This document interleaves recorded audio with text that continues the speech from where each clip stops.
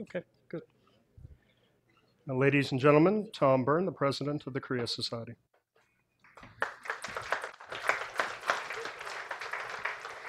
The acoustics are good here. That's a nice round of applause. Thank you. I'd like to welcome you to the new home of the Korea Society, 350 Madison Avenue. Today we begin the home field version of celebrating our 60th anniversary. Back in July, we had an anniversary dinner attended by over 300 friends and supporters in Seoul. So today, we also have our inaugural Sherman Scholar Series with Katrin Katz and Dr. Stephen Noerper, the Senior Director, the person who runs our policy programs, will introduce Ms. Katz. And I'd like to thank all the board members who made it here today, and also special thanks to those in the media who took the time to come here today. So thank you. Thank you, Tom.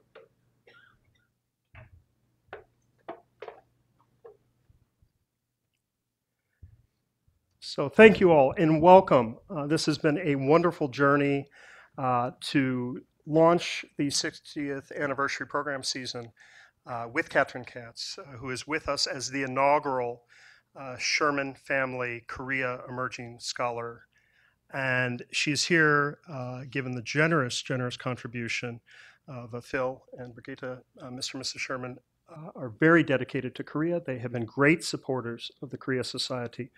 I can think of few of our policy programs that Phil Sherman has not been at in the last 8 years that I've been here, and it has been an honor and distinct pleasure.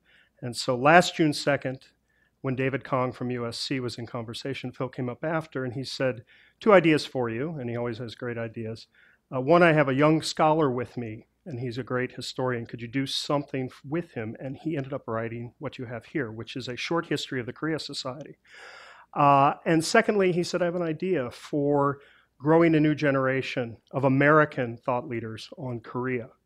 And this is the fruition of that.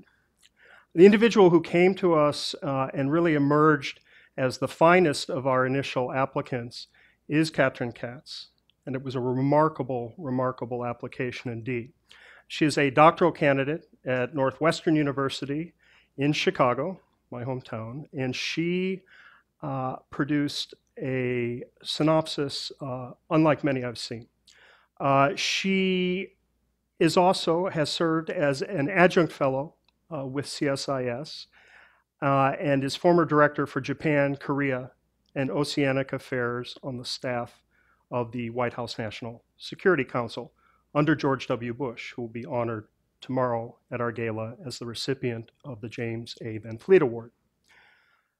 Katrin served there in 2007 and 2008, and prior to that, she served as a special assistant to the Assistant Secretary for International Organization Affairs at the U.S. State Department. She was prior to that an analyst with the Central Intelligence Agency. She's due to defend her thesis in late fall with a very talented committee that includes, among others, Victor Cha, who will be joining us shortly and who has come up from Washington, D.C. for this and the events tomorrow. Her research focuses on international relations and East Asia, particularly exploring the interplay of cooperation and conflict in regional political, economic, and security dynamics. She holds a master's degree from the Fletcher School of Law and Diplomacy. 2 of her colleagues there are Professor Sung-yoon Lee, who also will be joining us, and Dr. Sue Terry, who will join us at the podium after for comments, and who also served with Katrin on the National Security Council. At Fletcher, she was awarded the John C. Perry Scholarship for East Asian Studies, and her bachelor degree, magna cum laude, was in international relations and Japanese from the University of Pennsylvania. We would also like to welcome her husband, Jeremy, her parents, her in-laws, and at the Korea Society, family means everything, and your presence here today means everything. Please welcome to the stage Katrin Katz, our inaugural Sherman Scholar Speaker.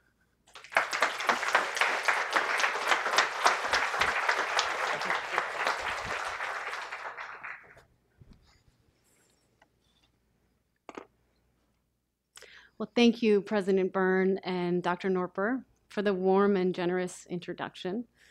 I would also like to express my appreciation to the Korea Society for hosting this event, and of course to the generosity of the Sherman family, Mr. and Mrs. Sherman, for making this award possible and for your important support. It is a great honor for me to be here. I feel deeply grateful and indebted to many in attendance for your help professionally and personally over the years. To name a few, Dr. Victor Cha, who I think will be here soon, Dr. Sung-yoon Lee, Dr. Terry, Professor Caverly, who is also on my committee, who is hopefully here as well.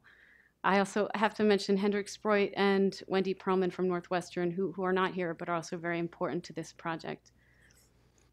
And so, as well as Ambassador Kristen Silverberg, I cannot forget her. Thank you all so much for being here. You have really provided friendship and important counsel that has helped in immeasurable ways for me over the years. I also want to thank members of my family and friends for taking time out of your busy lives and schedules to be here. It really means a lot. My talk today focuses on my recent academic work, specifically on island disputes within Northeast Asia. But before getting into that, let me take a step back and first provide a bit of a broader picture of how I came to develop an interest and a passion, more accurately, for work on this region and on Korea issues in particular. My interest in Northeast Asia dates back many years to college and even high school, when I was fortunate to have opportunities to study in the region. As Dr. Noerper mentioned, my initial focus was Japan. I spent a wonderful year in Kyoto, which was where as an undergrad, which is where I wrote my first paper on the war apology issue. And so my time there really stoked my interest in these issues, but it also sparked a curiosity for how these issues might look from the perspectives of other countries in the region, specifically Korea and China. And so I sought opportunities in the years after college to live and work in other countries in the region. And I was fortunate to have such an opportunity through the Fulbright English Teaching Assistantship Program, or ETA program, which gave me the opportunity to live and work in South Korea after my undergraduate years. Life as an ETA, an English teaching assistant, involved living with a family in the far south of the South, where I taught boisterous students at Mokpo Yoja Goranghakyo. Along the way, I deepened my interest in the issues that consume the peninsula, issues that we all know are critical to the region and also the world.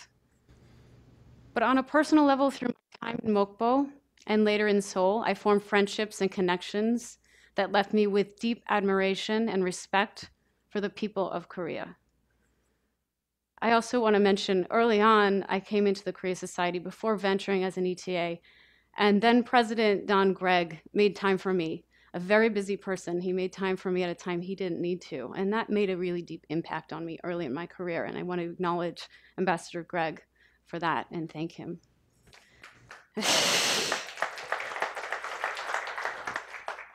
All this hopefully gives you a sense that being here today is not only a great honor for me professionally, but it also means a great deal to me personally. Okay, so for the talk. Today I ask us briefly to set aside developments concerning North Korea, as important as they are. I will focus on the work product from my PhD studies, which essentially consists of 6.5 years of reading, writing, and presenting mostly in academic settings. Today, I give this work oxygen for the first time in a broader audience. And so I thank you in advance for your attention, and I very much look forward to questions and comments.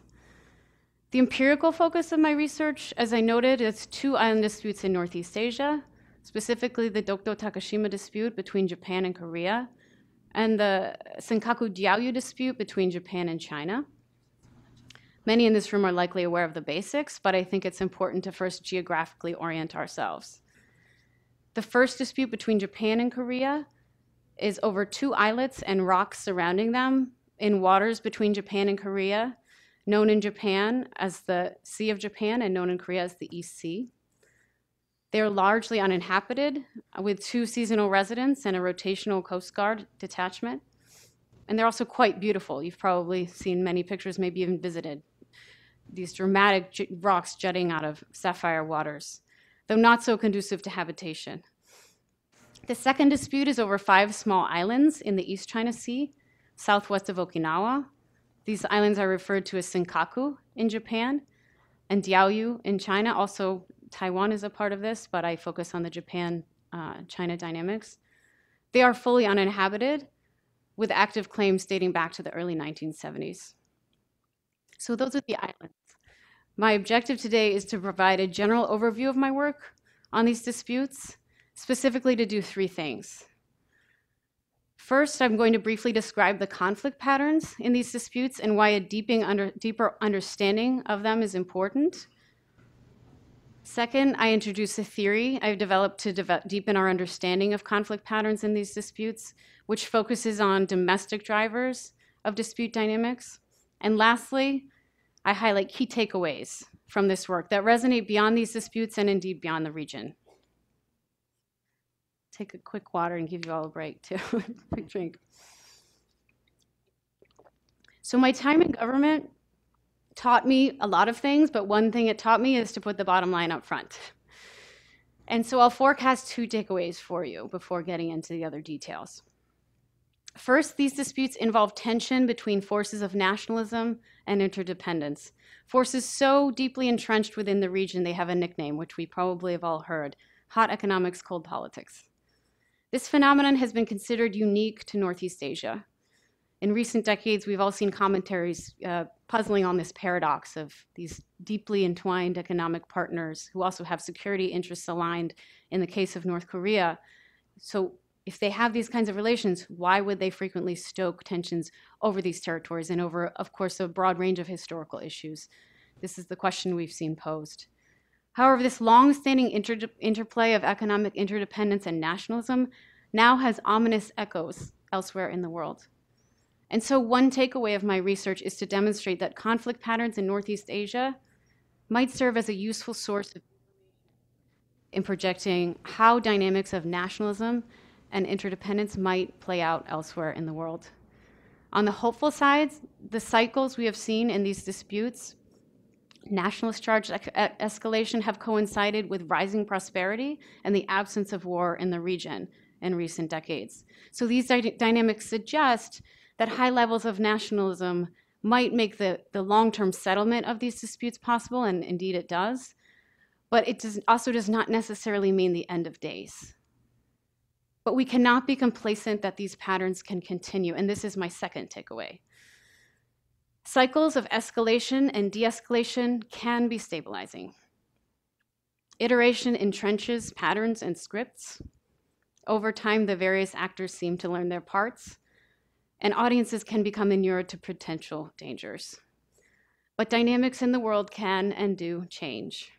We are used to seeing dispute de-escalation in these cases, so much so that it generally is not newsworthy, right? Non-events usually don't garner much media attention or clicks, but we should not take it for granted. In circumstances of Groundhog Day-like dynamics, and parenthetically, there are clear parallels to North Korea here, it is essential to know when to be worried. If my research is useful to policymakers in any area, I hope it will be in this area, particularly policymakers aiming to maintain peace and prosperity in the region. My research involves studying primarily through a domestic lens the dynamics of contained conflict. I'm particularly interested in isolating the factors that allow for de-escalation in nationalist-charged environments. For policymakers, this should help to highlight the factors to watch most closely, those that, if changed, might make de-escalation more difficult and militarization more likely. Okay, so those are the takeaways, putting the end up front. And now I'd like to just briefly go through those 3 areas that I had highlighted. First being the conflict dynamics, what I've actually been studying, and why they're important. So this is essentially, I guess, the big so what of the project. I look at cycles of escalation and de-escalation in these disputes. So I think probably most of us in this room are quite used to what the escalation cycles look like. We're used to seeing splashed across front pages and other forms of media periodic stoking of tensions by nationalist groups. This can involve flag planting islands. It might involve protests. It sometimes has even involved lighthouse construction in the Senkaku Diaoyu case. Highly visible steps by activists and civic groups to stir nationalist sentiment tied to these islands among the broader public. We also significantly are used to seeing government leaders piggybacking kind of off this initial wave and stoking further this nationalist upsurge with their own heightened rhetoric surrounding the territorial claims. And in some cases, we even see increased maritime and military or security presence around the islands. These types of surges in nationalist activity are followed eventually, again, seemingly inevitably, by de-escalation and the return as usual in regional relations. These patterns of cyclical conflict are problematic. As I noted, they involve the inherent risk of escalatory spirals, and they also stunt the deepening and broadening of regional cooperation in a number of areas. But they've also coincided, as I noted, with rising prosperity and significantly no war. So if we were to visualize these patterns, it would look a little like a heart rate monitor, up, down, up, down, up, down. But the other interesting thing about this up, down, which is shared across these two very different dyads, right? We're working with Japan and China in one case, Japan and South Korea. I don't think I need to explain really the many ways those dyads are different. But interestingly, we see in both cases a cap on tensions at militarization, so de-escalation short of war. We also see a floor with the no lasting settlement of these disputes. So those are the conflict patterns I look at. So the next question should be why? Why? Who cares? There's no war. Why do I look at these conflict patterns? So I contend they're important for two reasons, perhaps many more, but two reasons related to my project in particular, both academic and related to work for policymakers. So a good academic will first go to the literature to try to figure out dynamics, questions. And so this is a step I myself took in this venture, in this project. But interestingly, prominent theories in international relations, while helpful in many ways, don't fully explain these dynamics. And I'll just touch on a few of them to give you a sense. First, take a theory known as the commercial peace. It's got other names, but that's one way that people describe. Basically, the argument is economic ties pacify relations between states. I think this is a very strong argument in detailing or giving us a sense of why de-escalation occurs and also why war hasn't broken out. But it doesn't help to explain the stoking of tensions and the escalation, okay? So the second body of work that's also useful in some ways, in many ways, is work focused on nationalism tied to historical grievances in the region. This helps to explain forces driving escalation, but the thing that's problematic, at least in my studies and my work, is it doesn't explain how leaders actually manage to de-escalate, because the conventional wisdom regarding nationalism, of course, is that it's a double-edged sword. So leaders aren't supposed to be able to ramp it up and then tamp it down at will, right? It's supposed to, their hands are supposed to be tied by this activity, making it very risky. So nationalist-focused theory is actually very helpful in some respects, but they don't explain the process of de-escalation. Third, prominent theories associated with realism, while also very useful in some respects, predict more linear patterns. So realism focuses on military capabilities, relative balance of material capabilities.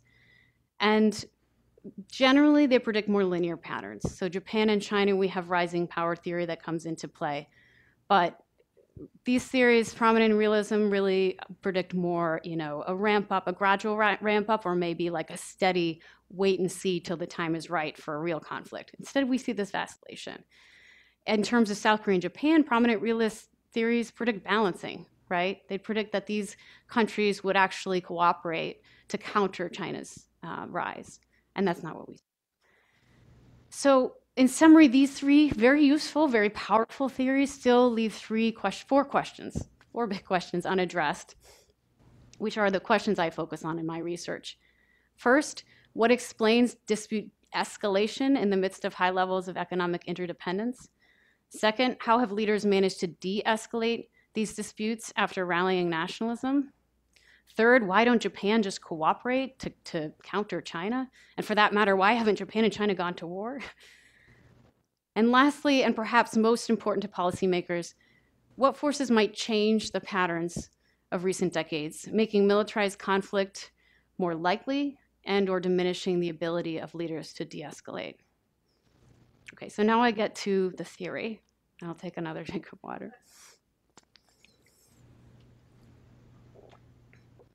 So in my work, in attempting to address these questions, I develop a theory that helps to address these questions and provides hopefully a more complete understanding of dispute dynamics. My theory, as I've noted before, shifts the focus of attention from structural and broad ideational patterns to group dynamics at the domestic level. It rests on the premise that leaders across all regime types, even authoritarian systems, respond to pressure from particular groups, both within and outside the government, in making decisions concerning foreign policy. I argue that the particular combination of domestic interests or domestic groups with stakes in a given dispute affects leadership decisions to escalate or de-escalate. And this is because different groups have different capacities to mobilize and influence leaders over time. On a side note, the premise of this research is not to suggest that other factors, things like the military balance or economic ties, are not important. Rather, I hope to highlight that a domestic lens focused on interest alignments is also important in getting a fuller picture of the drivers of dispute dynamics and what might change them. So in developing my theory, I first sought to identify distinctions that matter among domestic groups, because there's potentially a huge range of groups that could matter. And the first priority is figuring out how to organize them all, how to conceptualize them in a way that will help us think through things in this way using this model. So I created a typology that I then used in my work to try to generate predictions regarding how different combinations of groups are likely to affect leadership decisions to escalate and de-escalate in varied ways. So I divide the universe of possible domestic group types along two dimensions. The first is the foreign policy preferences of groups, which can broadly be divided into hardline, cooperative camps in an ideal type way. It doesn't always map perfectly onto everyday realities. That was the first distinction that I focused on. And that is because this gives a sense of the type of pressure a group is likely to place on leadership to escalate or de-escalate. However, useful as this dimension is, it does not give us any sense of how effective a group is likely to be in influencing leadership decisions over time. And so in that area, I looked at a second dimension. As I noted earlier, different groups have different capacities to mobilize, different capacities to influence leaders. So what are the factors that really affect that? And you could look at a range of possible factors. You could look at resources, you could look at group size. I chose to hone in on a different characteristic, and that is specifically the degree to which a particular group seeks private or collective interests or collective benefits through their group activities. In other words, do they seek things that not everyone benefits from, where a defined group reaps gains, but not everyone? Think private corporations and businesses. Or are the aims pursued by these groups broadly shared across society? Think environmental and human rights groups. So that's the distinction I look at.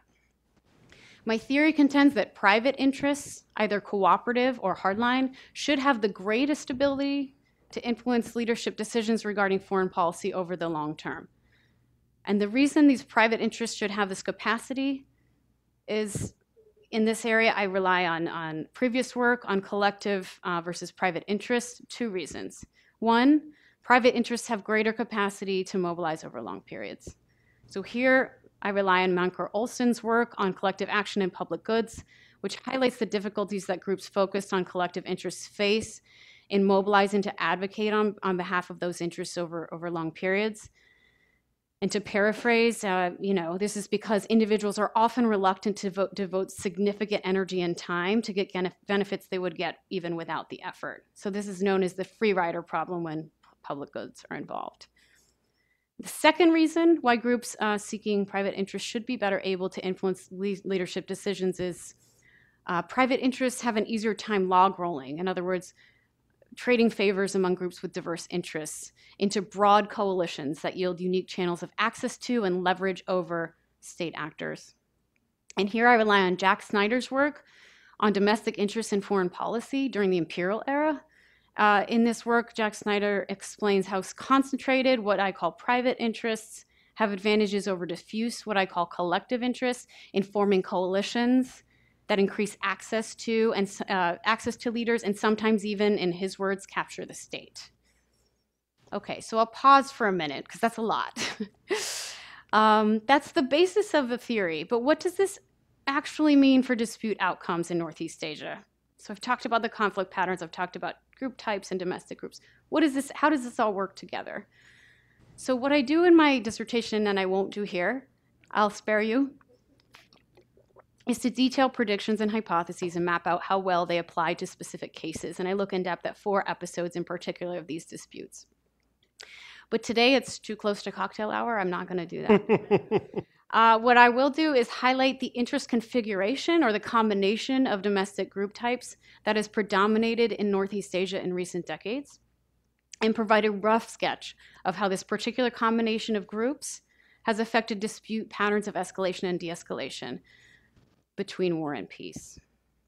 The critical factor to keep in mind in working with my theory is which foreign policy orientations do powerful private interests support, cooperative or hardline. This should give a good sense of the groups cooperative or hardline that are likely to have the greatest long-term influence over leadership decisions. So what happens in post-war Northeast Asia with these interests? So I contend that 2 groups have had a pretty big impact on these disputes in different ways, but still equally important. In post-World War II Northeast Asia, powerful private interests in business and industry have supported a cooperative regional order, which has expanded their access to foreign markets, investment, capital, and technology over time. These interests have benefited from close partnerships with the state, a critical component of the export-oriented development model that has been followed at different times and with some variations by all 3 countries involved in these disputes. I call these groups, including export-oriented industries and businesses and business conglomerates, private internationalists. Okay, so that's one group. That's where a lot of powerful, not all private interests, but a lot of powerful private interests lie in post-World War II Northeast Asia. And this is also the period these disputes have been active. But they're not the only players in town. Island disputes in Northeast Asia in recent decades, as we all know from the coverage I think we've probably all seen, have also involved another significant set of interests with opposing hardline foreign policy preferences. These are the nationalist groups, which have tended to emerge from the grassroots and rely largely on collective aims, like seeking more sincere apologies for wartime conduct. I call these groups the collective nationalists. So these are the groups, this category includes groups with island dispute activists like South Korea's Dokdo movement, Japan's Nihon Seinencha, and China's Protect the Diaoyu movement. So how does isolating these group types help to address the questions I highlighted previously? And here I'll return just briefly to the 2 of the important questions among the 4 that I focus on. The first being, why do disputes escalate among key economic partners? Okay, so if we're going to inject these groups into this, into a model and try to see how it affects escalation, de-escalation, I think with regards to escalation, there's 3 things that are important to keep in mind. 1, collective nationalists mobilize early in these episodes. They often initiate the episode, and they do these highly visible things, again, generating a lot of media attention, but also, interestingly, at fairly low cost to the groups involved. They can rally public sentiment, particularly in South Korea and China, fairly effectively with short spurts of activity. So that's point 1. They can mobilize very well in the short term. Maybe not the longer term, but in the short term, yes. Second, private internationalists, what do? Okay, they're usually not around, because usually business ties continue as usual at this stage of escalation, right? There's a lot of work and even media saying, well, trade ties seem fine. Work is going on as usual, so they don't really make much of a fuss. So what of that is this combination of a nationalist mobilization at a symbolic level, short term, and the powerful private interests not really being concerned at this level of intensity, is that leaders have opportunities. Leaders have opportunities that leaders often take to use nationalism to boost public support. Any number of reasons leaders use nationalism. It's a timeless kind of thing, right? Usually, though, they hesitate because it might be risky. But in this case, the risk is lower. because of the fact that business as usual continues. So those three things together, I think, help to explain why these disputes escalate among key economic partners. There's the opportunity created by the collective nationalists. There's the fact that business ties and prosperity and general stability is okay. And there's that leadership incentive to piggyback off the nationalist activity. I think it gives a fuller picture of why escalation happens. So that explains that piece. But why did the escalation happen? How does the escalation happen? It doesn't make sense. I mean, I'm not here to claim that the nationalist activity is some kind of lighthearted thing that it's up and down, up and down. No, this is very important. People care very much about these issues in the region. Why is it that they, give up in a sense? Is that what's happening? Maybe not. But why is it that de-escalation can occur without some kind of change in the status quo arrangements in these disputes? So here again, I think the domestic group types can be helpful. And I'll just make 2 points here. One, collective nationalists tend to lose their juice over time. So in the episodes I look at, when the de-escalation phase happens, there's sometimes some activity, but a lot less than in the escalatory phase. So that's point one. And I think that has something to do with the collective action problem, the collective nature of the interests. The second point is that collective nationalists, because of the symbolic nature of their interests, are amenable to symbolic concessions by leaders, which give them a sort of face-saving rationale for backing down in their escalatory pressure. So this is also unique to collective interests. Things like leaders saying, okay, in Japan in particular, saying, okay, we'll halt Yasukuni shrine visits. So this is an important political and symbolic move that also, interestingly, costs the leaders very little, and it's reversible. So it's a different thing than when non-symbolic issues are involved in the escalation phase. And so I've given hopefully a broad overview, sparing the details of the cases, of how a focus on domestic interest configurations can help to provide a more complete explanation for why these disputes escalate and how leaders have managed to de-escalate in recent decades. But we still haven't addressed the final question: what might change these patterns? And of course, I think probably where policymaker interests would be the most intense. The bottom line here is it is important to look at what interests are backing nationalism to what end. The involvement of new private interests backing nationalism in these disputes would be troubling for leaders, making de-escalation more difficult and militarization more likely. I won't go into particular examples. I do have some projections in terms of what types of groups these kind of system-challenging private interests might be moving forward, and I'm happy to discuss those more in the Q&A. But the bottom line is, to address the question of what might change these dynamics, is that new private economic or military interests joining forces under the banner of nationalism. By the way, parenthetically, this is more like what happened during the imperial era, where theories of nationalism were generated, thanks to Jack Snyder and others. These types of forces joining hands under the banner of nationalism, really to promote their parochial interests, to press for tougher foreign policy stances, might create new binary decisions for leaders: continue to escalate or lose the support of key power brokers within their system. So far, Northeast Asia's leaders have been freed from these types of stark choices in the context of island disputes. The collective nature of nationalist interests has paradoxically, I argue, helped to keep the peace. But these circumstances could change, making militarization or even war more likely, with shifts in who uses nationalism to what end. And so this is kind of my wrap up here. I'll go back to the takeaways, the two initial takeaways that I mentioned, just to remind you. Northeast Asia has been an arena for clashes between internationalist and nationalist interests for several decades. We can therefore look to this region for insights on how the nationalist-globalist divide might play out in other areas of the world. The key to this exercise is the generation of a new lens on these disputes, one that triangulates existing theories. So instead of just considering, on one hand, the relationship between economic interdependence and peace, or nationalism and conflict, I think it's very important to start thinking very hard about the relationship between economic interdependence and nationalism. So far, the patterns in these disputes and the takeaway might be, positive, because contained conflict has been sustained. But just to recap the second takeaway, we cannot be complacent. When to worry?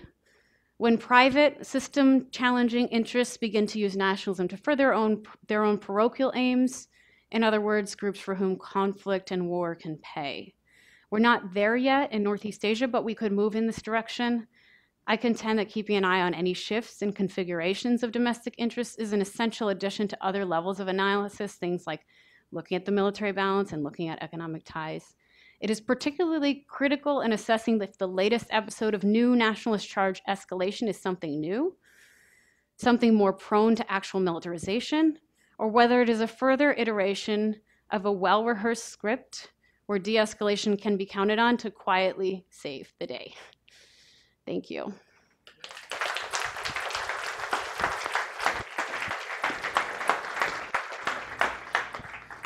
Thank you. Ladies and gentlemen, Katrin Katz. She'll be back with us in just a moment. Brilliant, just lovely. We have to lead off among our discussants, Dr. Sue Terry, the Managing Director of BowerGroupAsia, also a graduate of the Fletcher School of Law and Diplomacy, and she appears frequently in small publications like the New York Times and the Washington Post. Dr. Sue Terry, please, if you'd offer us 3 to 5 minutes of some thoughts on Katrin's presentation. Thank you. Thanks, Stephen, for inviting me here today to hear Katrin's presentation and research, which is quite impressive. Can you imagine all the hard work for many, many years? Actually, Katrin and Victor Cha is not here yet, but we go way back from Fletcher days. She's my hube. And we also overlapped at the CIA. And then she followed Victor to the National Security Council as the Korea-Japan director. And then I followed Katrin after that. So it's really nice to see you and hear your presentation. Just a quick anecdote, because we're talking about nationalism. When I told my mother that I'm going to leave the CIA for a little bit just to do a policy rotation at the National Security Council as the Korea-Japan director, her first thing that she said to me is like, oh, now you're going to solve Dokdo for us. Never mind that she's a Korean American who lived in this country for many decades, and I'm an American serving at the NSC, looking out for US interests, but you can just go to, so I'm just saying I viscerally lived the whole nationalist experience living with a Korean mom who didn't want to have Japanese TV or even cars for a very long time. And I also grew up in Korea, so I know the lyrics to Dokdo, Dokdo는 우리 땅, you know, the whole Dokdo is our land and all that. I do find your research absolutely fascinating, and I'm very happy to hear that while these high levels of nationalism might not make any kind of lasting settlement of, or having a lasting settlement difficult, you're saying that even in a really nationalist charged environment, we can identify factors for de-escalation. So that's good news. And of course, that's critically helpful for the policymakers in Washington. What are the factors that will lead to de-escalation? And conversely, what are the factors that will lead to, or that we need to watch very closely because those factors make de-escalation difficult. So these questions, you know, having spent some time in Washington, we know that policymakers are keenly interested in, and these are extremely important questions. But I do have a few questions for Katrin because you talked a lot about domestic factors, and that's, since we don't think enough about them, I think that's very interesting, the whole economic interdependence and nationalism and how government feel pressure from these various different groups.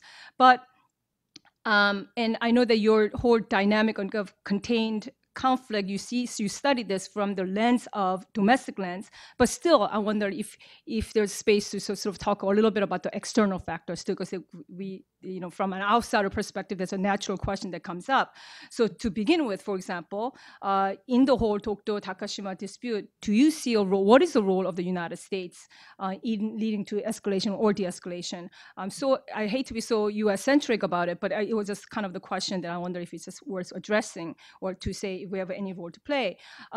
There was a major diplomatic crisis, as Katrin well knows, in March 2005, after the so-called Takashima Day was declared in February 2005?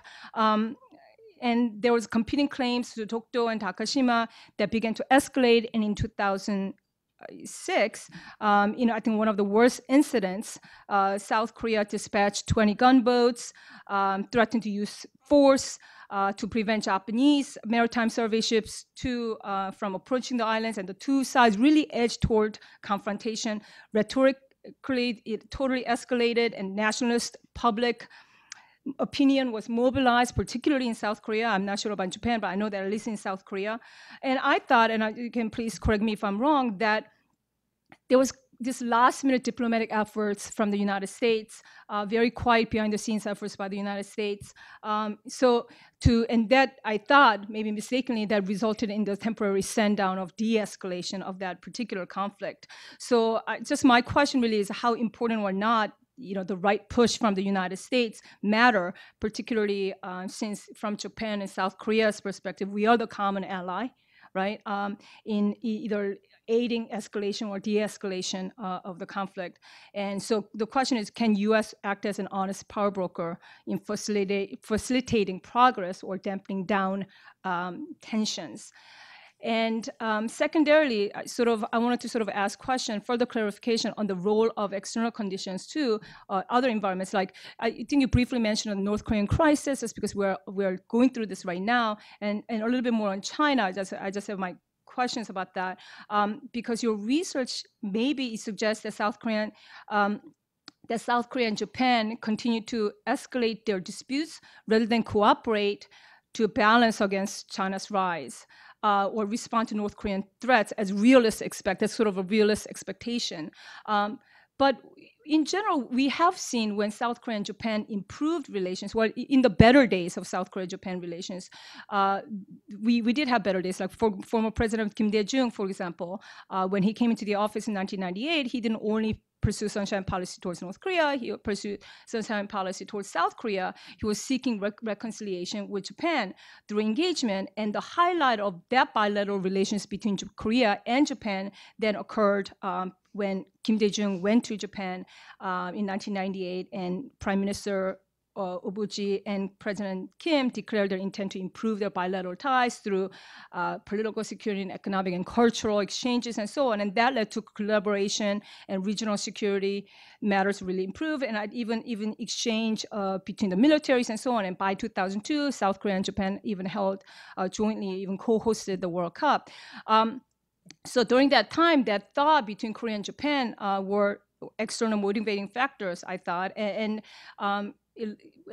what were the external motivating factors? Also, at that time, there was North Korea threat that really motivated both sides to come together.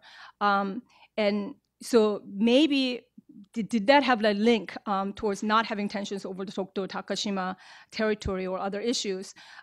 Since mid-1990s, there was a growing North Korean threat that triggered sort of tentative improvement in bilateral relations between Korea and Japan. So in 1997, for example, security crisis due to the North Korea's test firing of a missile that sailed over Japanese mainland. It seems like it's not a big deal now, but at the time it was kind of a big deal that landed in the Pacific Ocean. There was kind of a motivating factor there too. So I guess my question is sort of on if you could. We heard a lot about domestic, but I think it might be helpful just to have some understanding of the external factors too. And I know we don't have a lot of time, right, because Dr. Lee is here too. And so just a China question as well. Can China potentially be a unifying common security concern that could ease U.S., Korea-Japan relations in general in Liankou rocks, or is this just not a factor? Because now you've seen, when you just look at it, it's just less of a factor in your research. Tokyo obviously has very serious concerns about China and its actions, particularly in the Senkaku Diaoyu Islands, which is the other issue that you cover. So can Japan's concerns over China's actions in Diaoyu and Senkaku Islands affect its actions on the Dokdo, in the Liankou rocks? And South Korea's concerns over China is not as severe, it's less severe, but there's still a lot of anxiety in South Korea over China's rise, fostered by China's claims over, there's a lot of dispute over China's claim over the whole ancient kingdom of Goguryeo. There's a historical dispute. There's a lot of South Korean anxiety over China's decision over that deployment in South Korea. China and South Korea have their own territorial dispute over Socotra, a submerged rock in the East China Sea known as Yeodo in Korean and Suya Rock in Chinese. So, and when China declared air defense identification zone a couple of years ago that included Yeodo, there was a lot of backlash from Seoul too. So I'm just wondering sort of how does that, or come into play? And just last question, just a personal question, because I've been working the last few years on unification and post-unification issues, and you studied a lot about nationalism, and you looked at nationalism for many years now. There's just one question that I sort of have is, do you think there's kind of, what is the role of anti-Americanism in South Korea? Do you see a resurgence of that? Now it's sort of anti-Americanism in a post-unification period. That's kind of the last question that I want to throw it out there for you. And I know we don't have a lot of time, and Dr. Lee's here, so we'll just leave it at that for now. Thank you. Thank you very much. It is my pleasure now to welcome Professor Sung-yoon Lee from the Fletcher School of Law and Diplomacy.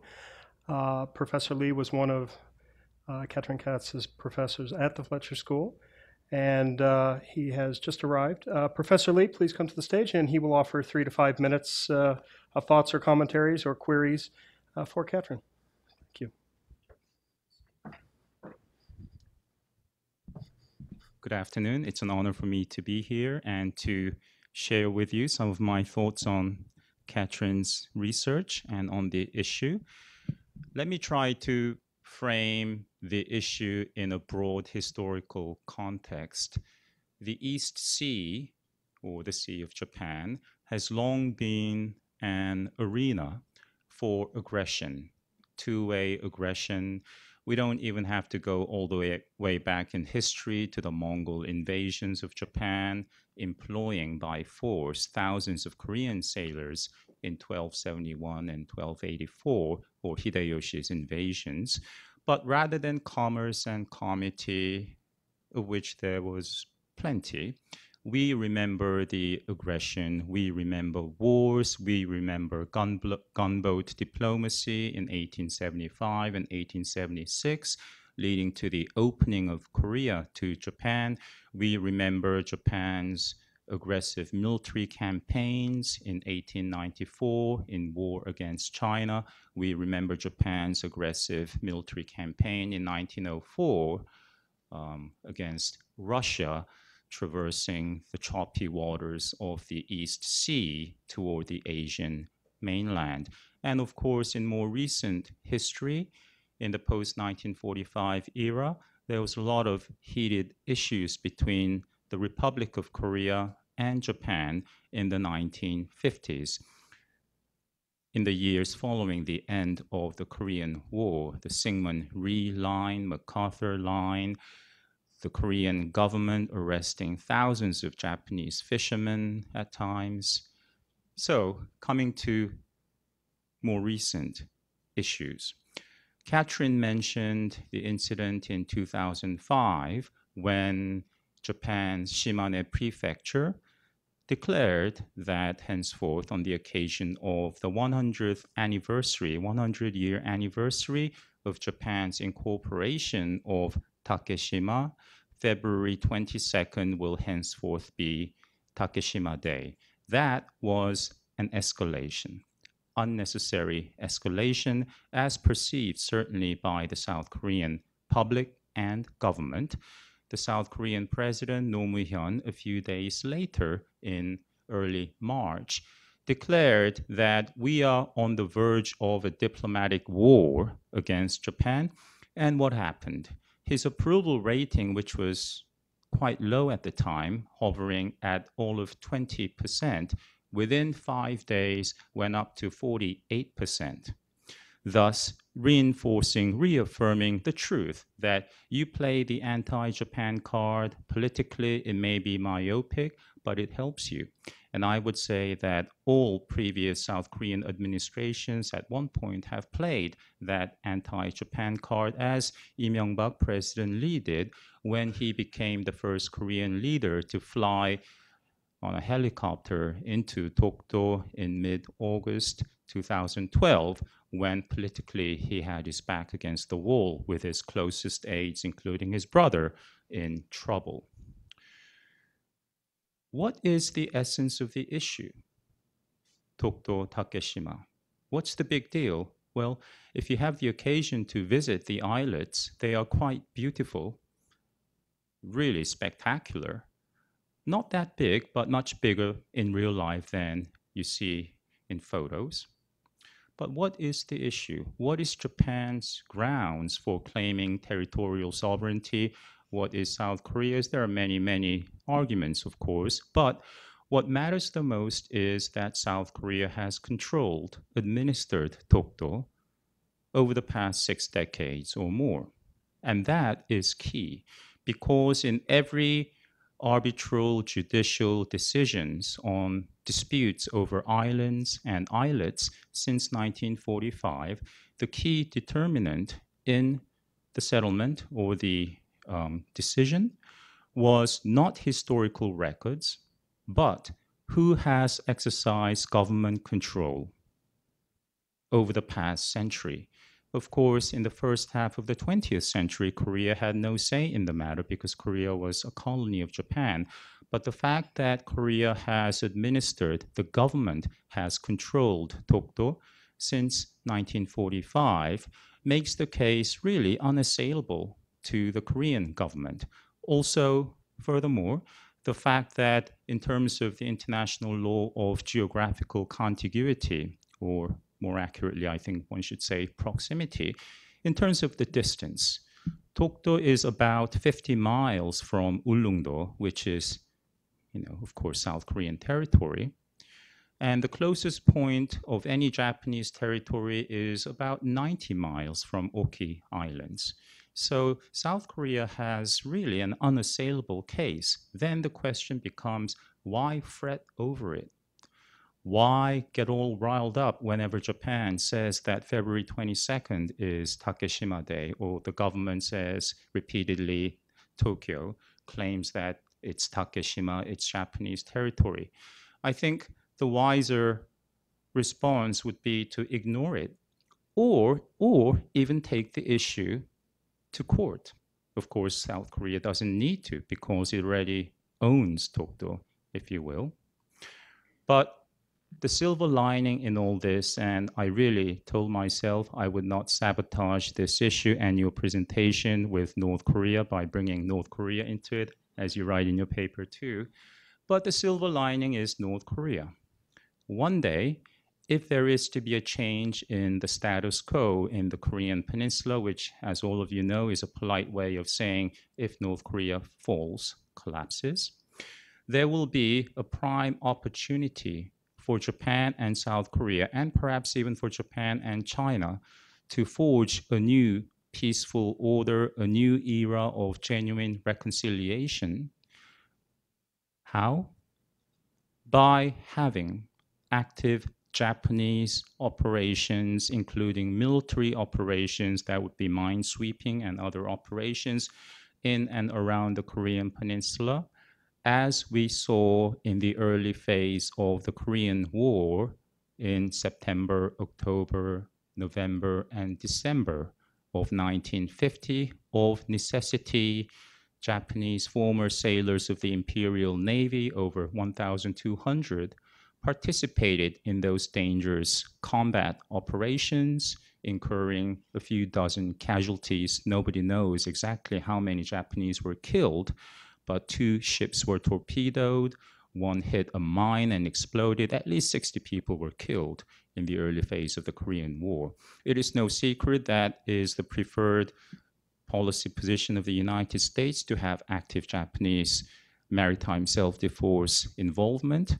And I think Japan has a compelling stake in the matter. And I think the exigencies of an uncertain situation to come will call for Japan's active cooperation, participation in humanitarian aid and disaster relief operations, perhaps also combat operations to restore peace and order. And that kind of genuine international cooperation among the powers in the region perhaps would pave the way for a new era of reconciliation and perhaps an opportunity to blur or to delimit new boundaries and relegate the Dokdo-Takeshima issue to its proper place on the margins. Thank you.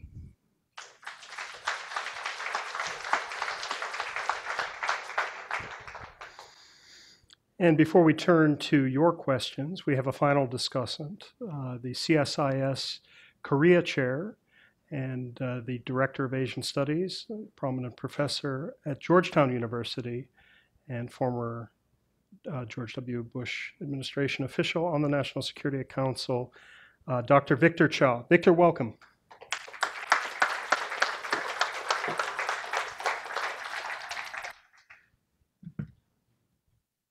Thank you, Steve. Well, sorry I'm late, but it's a pleasure to be here. I think this is a great award, the Korea Society Sherman Family Rising Star, Rising Scholar Award. I think we all wish we were rising scholars at some point in our life, and to be recognized for that. We may think we're rising scholars, but you've been anointed as a rising scholar. I have a few things to say about the work, but let me just say a little bit about Katrin. I first actually met the first time I met or heard of Katrin was actually not by meeting her, but by hearing from her husband, Jeremy Katz, who's sitting right here. Take a bow, Jeremy. It was when I was working at the White House, and Jeremy was working in the office of the Chief of Staff for the President. And I think you called me and said, hey, this is Jeremy Katz from Josh Bolton's office. Could I have a chat with you? Let's meet for coffee. And so, when you work in the White House, if someone from the Chief of Staff's office calls you and says, I need to see you, the first thing you think is, oh, crap. What did I do, right? I must have done something wrong. But we sat, I don't know if you remember this, but we sat down, we had coffee in the basement of the Eisenhower building, and he said, my wife, Katrin, is actually very interested in Korea, right? She was a Fulbright scholar there. She's working for Kristen Silverberg, right, at State right now. She's thinking about going on to do a PhD. I wonder if you could just talk to her about it. And my first reaction was, thank God I'm not in trouble, right? And I said, sure, I'm happy. I'm happy to meet with her. I'd be happy to meet with her. And so I did, and we started talking, and I got to know Katrin a little better. And I immediately saw in her, she doesn't know this, but I immediately saw in her these two very unique qualities that are necessary to be both a scholar and a policymaker, right? And the first thing is you have to have a genuine interest and love for the subject, and she clearly does. But in addition to that, you have to have the patience of a monk, right? No offense to any monks in the audience, in the sense that you have to be willing to sit there for hours, for weeks, for months, perhaps even years, thinking about an idea. How do I make my theory work, right? How do I get this piece to fit with that piece? That takes real patience. And you do it not just when you're sitting in the library. You do it when you're making dinner for the kids, when you're on the treadmill. You're thinking about it all the time, right? It requires an extreme amount of patience. The other thing I recognized about her was it's not just patience, but you have to have endurance. You have to have the stamina to be a policymaker, right? Katrin followed me on the NSC. I mean, literally, those are 12 to 15-hour days, 6 to 7 days a week. I'm sure Jeremy can attest to that, right? I mean, it really requires a level of dedication and stamina and endurance that is hard, really hard to maintain for a long period of time. And so I saw in Katrin both of these things, right? The patience of a scholar, but also the stamina, the diligence of a policymaker. So when she left government and was actually considering a PhD, I actually remember the phone call. It was a fairly long phone call where I think you changed your mind like 5 times in the course of the phone call. I'm going to do it. No, I'm not going to do it. I'm going to do it. No, I'm not going to do it. I was very happy that she did. And I think you can see from the work she produced that I'm sure Northwestern is happy. And the field, right? The general field of political science and area studies will be happy to read her work. So let me just say a couple of things about her work. The first thing is that you mentioned Jack Snyder before, right? Jack Snyder wrote a long time ago about the field of Soviet studies that really good scholarship must meet 3 standards, right? It has to be rigorous in the sense that the theory has to be rigorously concocted. It has to address the mainstream of IR theory debates or comparative politics theory debates. It has to be rich in the sense it has to be empirically rich, historically rich, detailed, right? And it has to be relevant, right? It has to address a problem that matters to people in the world, right? So rigor, richness, and relevance, right? And I think it's safe to say, and you heard her presentation, that the work that she has done meets all of those standards, right? The theory is quite rigorous, and I'll say a few things about that in a minute. The empirical work is incredibly rich, and of course it deals with a very important topic. And then the fourth element, I don't think Jack Snyder talked about, but the fourth element is, whatever theory you come up with, it can't just work for your case. It has to be generalizable, right? And I think the model that she's produced, particularly about private nationalists, private interests and collective nationalists, is something that you can use to apply to other cases of escalation and de-escalation. So I think it's a fantastic piece of work. You're going to defend it pretty soon, I guess. And so we got a preview of the defense. So I think you're going to be okay.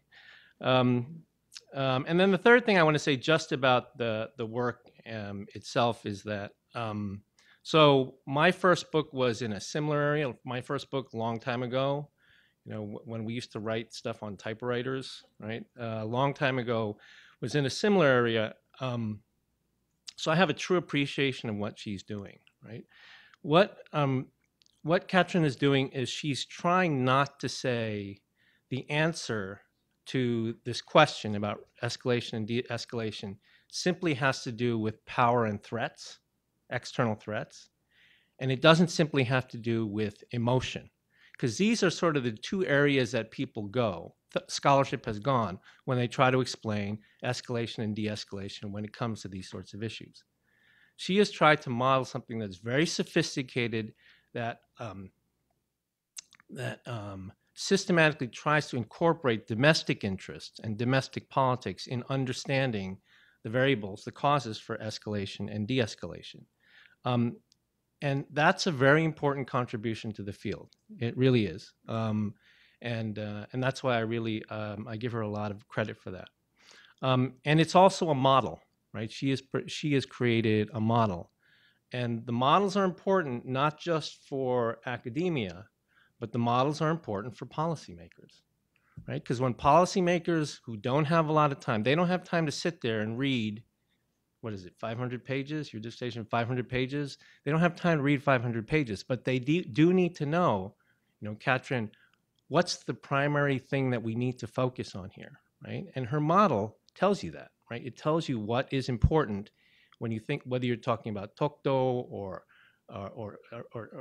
East China Sea, whatever it is, she is focusing on the key variables that she thinks is important from the perspective of both a scholar in a way that is useful for a policymaker, right? And I think it's very rare that people do this. So I really congratulate the Korea Society and the Sherman family for choosing her for this award.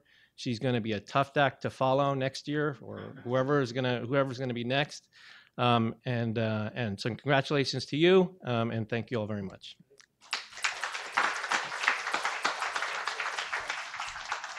So those of you who have been to many Korea Society programs know that Dr. Victor Cha never leaves my stage without a Yankees memento, and he applies his 3 R's to the New York Yankees, his hometown team. What people don't know is Victor grew up in the same building that Chris Chambliss lived in. So a vintage 1977 RC Chris Chambliss. Thank you, Victor. We will now turn to the public Q&A. And we really look forward to 3 or 4 questions from you. We'll ask that you direct them to Katrin, and she may want to respond a bit to our discussants first. But when she's ready, we'll take those. If you'd like to step back on up. Thank you. I will offer one that doesn't demand an immediate response. If the next United States ambassador to Korea was in the room, what would you advise him in light of your good findings? And now let's open it up to your questions, please. Okay. Well, thank you for that last one. I think the hopefully soon next ambassador to South Korea is very well prepared for the job. That's what I will say. I just want to pause and say how grateful I am for these three people who just spoke and have paid attention to my work every step of the way. It takes a village. I am so fortunate to have these scholars being around me through this. Thank you. And I'm also constantly in awe of the ongoing scholarship and work. I have to disagree. I think the next year will be also hopefully even better. I think there are a lot of really great people out there churning really great work. I saw Scott Snyder out there earlier too. I mean, certainly one of them as well. Very familiar with the work of many of these scholars and policymakers, think tank folks that really, their work all pours into mine as well. And so you can see this is a village effort. But I am so grateful for the comments of all of you and look forward to questions as well. So I'll try to be brief in addressing three kind of very different sets of comments from the discussants. Sue obviously has a deep wealth of knowledge, and she came up with some very, very good questions, mostly focused on external factors, which is super helpful and I think very important questions. And I'll kind of crystallize and boil down what I think, her very detailed and helpful questions got to the heart of two things. One, U.S. role, and secondly, China role and North Korea. And I'll make one overarching response. I could go in many directions because she brought up a lot of good points. All of the factors she mentioned almost do help to, compound the motivation for de-escalation. As my advisor here, Jonathan Camerly, has told me, de-escalation is overdetermined in the region in many ways, right? There are a lot of factors that kind of provide added motivation for de-escalation. And so in some ways, those factors align and almost produce, this outcome. I think the economic factor is really the one that I highlight most, focus on the most in my piece, because that's in some ways the easiest to put into kind of a domestic level group and actual actors. But in many ways, there are a number of factors that kind of help to motivate de-escalation in the region. And her point was a good one. She was talking about moments of cooperation that brought down the tensions. So I hope I've kind of addressed that. There is also, though, a bit of a stability paradox in terms of U.S. relations, right? And she also talked about the role of the U.S.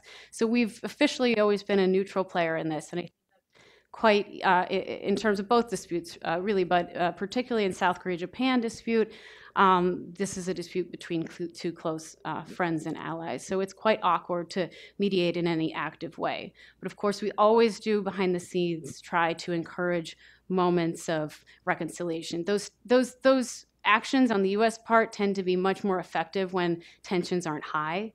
I think the region is quite sensitive to really a kind of outside actor getting into the business and trying to either take sides or say, you really shouldn't be fighting over this.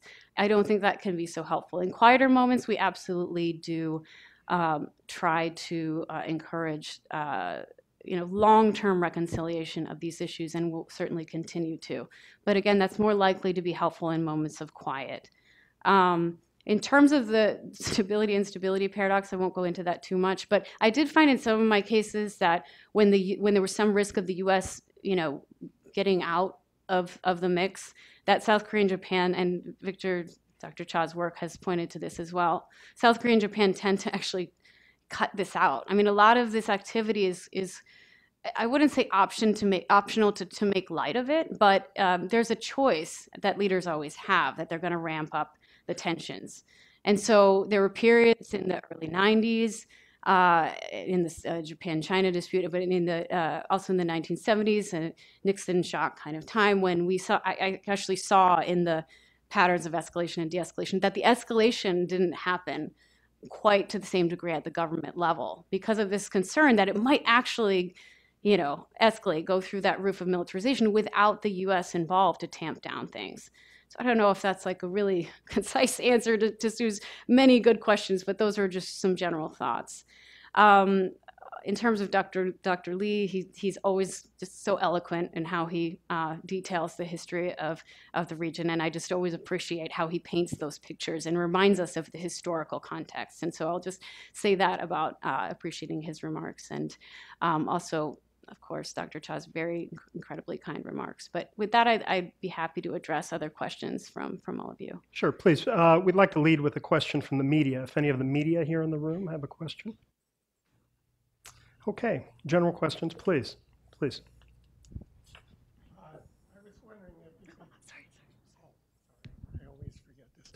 I was wondering if you could deal with some of the economic considerations that this may come under your private actor thing, but one thing that illustrated that to me very graphically was looking at a night photo of Northeast Asia as is available from NASA, and you see the line of fishing boats that goes all around the peninsula. And it would seem that there are real concrete economic issues as well as just these escalation, de-escalation issues. Could we take two more and then, please. Hi, so my question is around the recent development on possibility of things like sunshine policy to come in. At the Far Eastern Economic Forum at Vladivostok, President Putin made it clear that Russia is ready to cooperate with South and North Korea on development of gas pipeline, power lines, rail lines. And I think China's One Belt, One Road policy gets at the similar potential that's developing around this region, which, this peace through development idea, I think is the only option, as this was said by Lyndon LaRouche. My second question is around a little bit historic. In 19th and 20th century of Asia, we were really dominated by British Empire or its strategy of divide and conquer, which basically is the idea to let these nations fight each other and we take over later. And I think a lot of divisions and tensions in Asia still today continues this kind of tradition. And I think, division of Korea itself had a lot to do with Cold War between Soviet Union and United States than the will of the people of Korea. The national border was decided under San Francisco Treaty under Truman, and some of these ambiguous borderline was drawn at that time. And even recent deployment of the third missile system, military drills, these are not, these role that United States under Obama played is not neutral. It threatens mankind's continued existence. And therefore, the total disregard of this kind of divide and conquer policy over the past century is, in my dictionary, it's a criminal negligence on your side. And your profile of detailed sort of inner conflict in Asia probably helps some crazy people in State Department to start World War III. Charlie?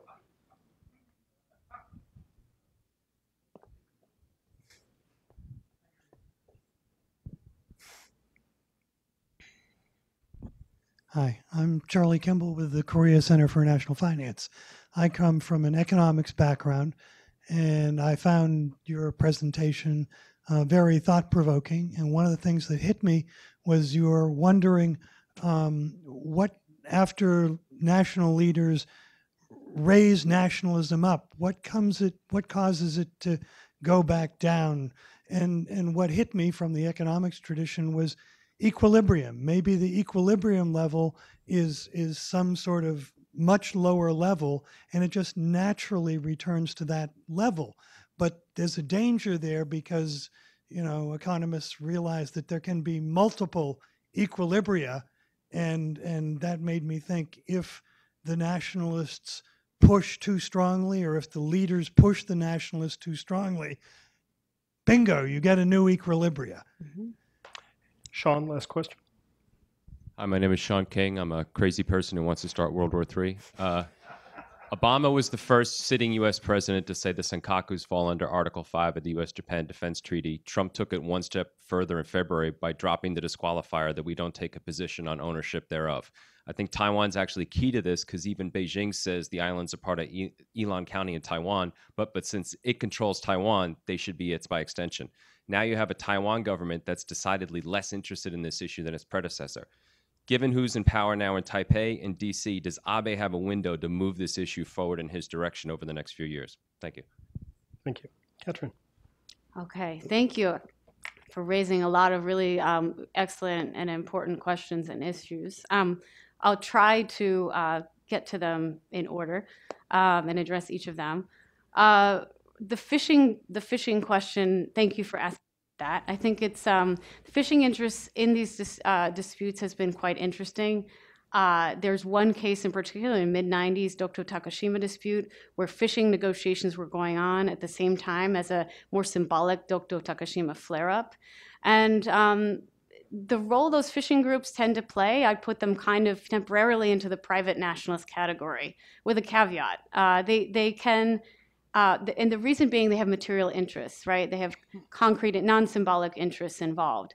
So fortunately for my theory and my model, consistent with my theory, they did change the patterns of escalation and de-escalation in this particular episode because they were using the rallying of nationalist sentiment to push for their own aims. On both sides, they wanted, that there was a 1965 bilateral fishing treaty that was going to expire, and so they needed to renegotiate. So both sides were worried about losing access. And so you had this combination of private interests and symbolic interests kind of meshing in this particular episode.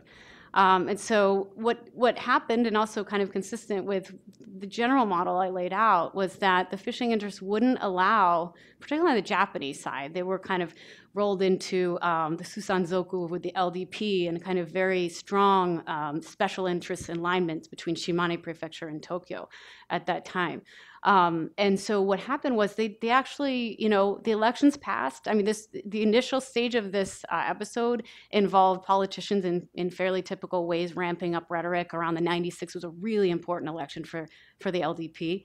They ramped up island dispute tensions with the Senkaku Diaoyu and the Dokdo Takashima, put it into their campaign pledges, for the first time significantly, their territorial claims. But that election passed, and I think for the general politicians, they were like ready to be done with it. And the fishing interests kept kind of pushing. And it actually didn't de-escalate until 99. Whereas there was a Senkaku Diaoyu episode going on at the same time, was a 1-year episode. So interestingly, the fishing interests, they are very interested. They do get involved. They have this different type of material concern. But the positive side of that is that they also are not trying to undermine the overall regional order.